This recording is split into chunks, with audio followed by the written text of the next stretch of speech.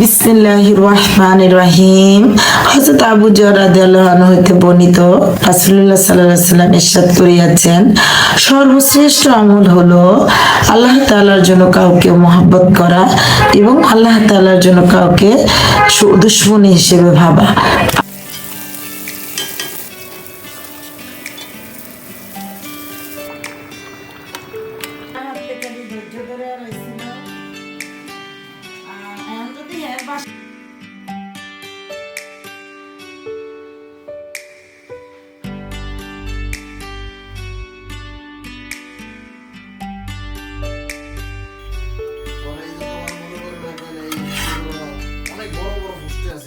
বিসমিল্লাহির রহমানির রহিম। আসসালামু আলাইকুম everyone, welcome back to my new channel Rosy simple lifestyle blog. আশা করি আল্লাহর রহমতে সবাই ভালো আছেন। আলহামদুলিল্লাহ আমরা ভালো আছি। নতুন একটি ফ্যামিলি ব্লগ দেখাচ্ছেন, সবাইকে স্বাগত জানাই। ইনশাল্লাহ ভালো লাগবে। সকাল থেকে ব্লগটা শুরু করে দিলাম। তো আজকে রান্না করে নিচ্ছি কই মাছ। এখানে যে কই মাছটা আজকে অনেক মজা করে রান্না করব। বেশিরভাগ সময় তো রান্না করি হচ্ছে ভুনা করি আর কি। তো আজকে একটু যে মৌসুমি তরকারি, যেটা শীতকালীন মজার মজার তরকারি যেগুলো, ওগুলো দিয়ে রান্না করব। সিম, তারপরে ফুলকপি, আলু, তো জাতীয় যে শীতকালীন খাবারগুলো। তো এখানে ফুলকপিটা দিয়ে দিলাম।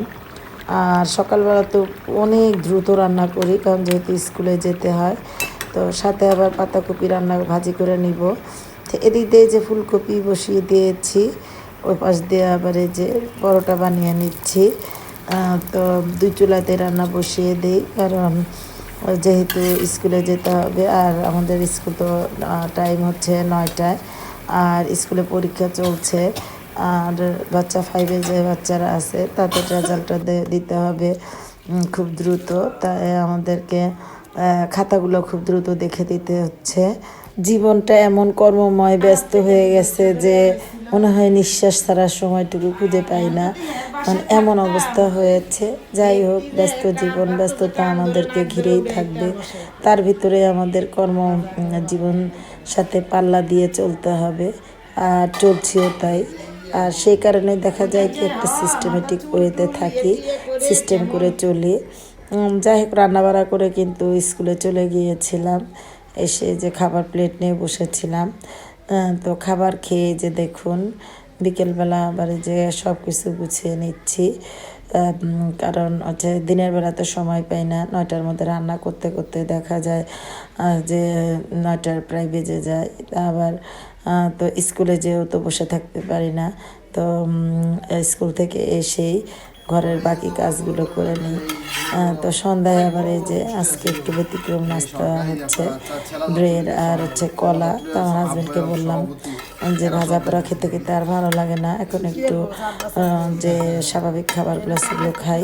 তো ওকে বললাম ব্রেড আর কলা নিয়ে আসো। তো বাচ্চারা বলছিলাম একটু ব্রেডটা ভেজে দাও, তো ওদেরকে আবার একটু ভেজে দিলাম। তো এই জন্যই নাস্তাতে একটু ব্যতিক্রম আনলাম আর কি, শরীরের আর ভালো দিকের জন্য।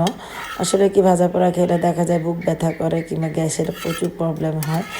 আর দেখা যায় হোটেলে অনেক দিনের আগে তেল থাকে, এগুলো দিয়ে ভাজা পোড়া করে আর কি। তো এর চেয়ে ভালো দেখা যায় কি, নিজে এই যে ব্রেড কলা এগুলো খেলে একটু নাস্তাতেও হচ্ছে নতুনত্ব আসলো, আবার খেতেও মানে ভালো লাগলো আর কি, আর শরীরটা ভালো থাকলো আর কি। তো সেই প্রচেষ্টা আর কি।